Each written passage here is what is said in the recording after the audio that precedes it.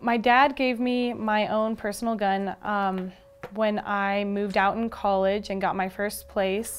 He wanted me to do self-defense training and get my concealed carry before he would give it to me, but I had to break in, so he wanted to give it to me ahead of time because he didn't feel like I was safe without one.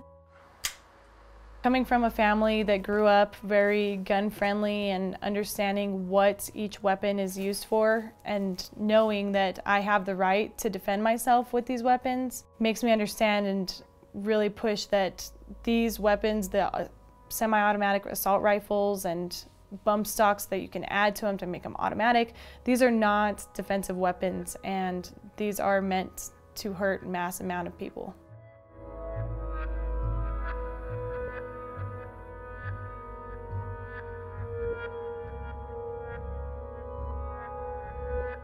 I believe I knew what the sound was and knew it wasn't fireworks and had that heart-wrenching feeling before. I think a lot of the people in the crowd, because I have been in and around and shot semi-automatic assault rifles, so my body just knew what it was, and I think it was my stomach that reacted quicker than my head. It's kind of that thought of, do I want to die running or do I want to die sitting and doing nothing? Miranda and I looked at each other and we said, let's just keep going and let's see if we can make it. So that was when I decided to run. Get in there, babe. The gunshots got louder and closer. You could tell he was just spraying through the crowd. It felt like it was just like someone just running after us, just firing. Just ran for our lives. Got through some apartment complexes and then ultimately ended up at a Motel 6 where we begged the lady to let us in, and she hid us in the back in a storage closet. You would hear people screaming outside, people banging on doors of the motel. It was like a nightmare that wouldn't end. I really didn't have an emotional reaction to almost the whole situation until we landed in Albuquerque and I saw my family.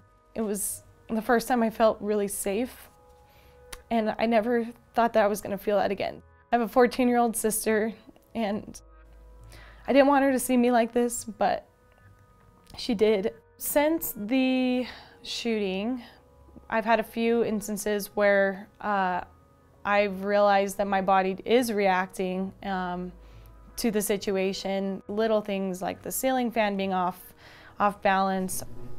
I think any just rapid sound sounds exactly like the firing from these rifles. It seemed like that first 2 days, 3 days that people found out, everyone really cared so much about how we were doing and wanted to know about our situation. Since then, it has been kind of radio silence. The thing I want most is for people not to forget and not to just grieve for the day or so and move on. It's more than just posting on social media and saying, pray for Vegas, Vegas strong. It's not forgetting and really talking about it now, because there's not a better time to talk about it, and pushing for change and not waiting for the next travesty to happen.